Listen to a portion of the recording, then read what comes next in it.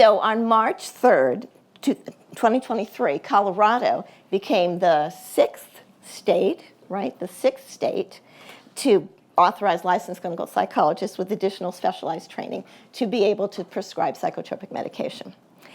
The person who made it happen in Colorado is Dr. Jin-Soon Lee. We are thrilled that Dr. Lee, Colorado leader of the Colorado Psychologist Prescriptive Authority movement and a specialist in pediatric behavioral health, will speak to us remotely on how she and her team have passed their state's RXP legislation. She will also detail her state's current progress as they implement their legislation. Thank you, Beth. So I'm a Jin Lee psychologist here in Colorado. And as a pediatric psychologist, I was often asked by medical teams about what psychotropic medications I would recommend for my patients in a hospital setting. And my answer was always shrugging my shoulders and said, I don't know, I'm not a psychiatrist. However, my curiosity about how I could help my patients really led me to enroll in the postdoctoral Master's of Science in Clinical Psychopharmacology program at Fairleigh Dickinson University almost 7 years ago, where I thoroughly enjoyed the medical aspects of the human body and integration of psychotherapy and medicine. And this really interest expanded the scope of practice as a psychologist continued to grow, but I didn't really know how to do it on a larger scale, such as a change in policy. And back then, I reached out to several psychologists in Colorado who shared my interest, and we discussed the possibility of passing the prescriptive psychology legislation almost 5 years ago.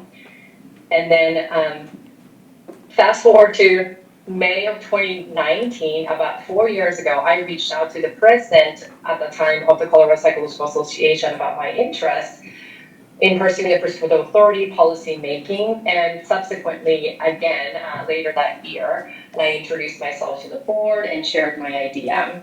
In the meantime, I continued to gather the workforce and other colleagues who are interested in, and also gathering information about mental health needs here in Colorado. And that includes conducting a survey among CPA members and non-CPA member psychologists to get a sense of where their interest and engagement level in prescriptive authority. And the result was overwhelmingly positive, with over 90% of the respondents supporting the prescriptive authority. In the meantime, nobody was willing to step up and take a lead, so I went as well as for the task force and to materialize my daydream of bringing the RXP bill to Colorado. So that was 4 years ago, and it's been very colorful 4 years to say the least, but earlier this year we passed the bill successfully across both chambers of the House and Senate into a law signing earlier this year, as Beth mentioned, in March. And the law has been enacted since August 9th, and Colorado is not wasting our time. Yeah. Ever since the law has passed, the bill has passed into law in March, the Department of Regulatory agencies that are governing the Board of Psychology and Board of Medicine have been working very closely together already, and we're in the final stage of creating rules and regulations as we speak. We have the last public hearing meeting scheduled to hear stakeholders' opinions and suggestions in early October. But we are expected to have the finalized rulemaking by the end of the year. So the application process should be starting sometime around that.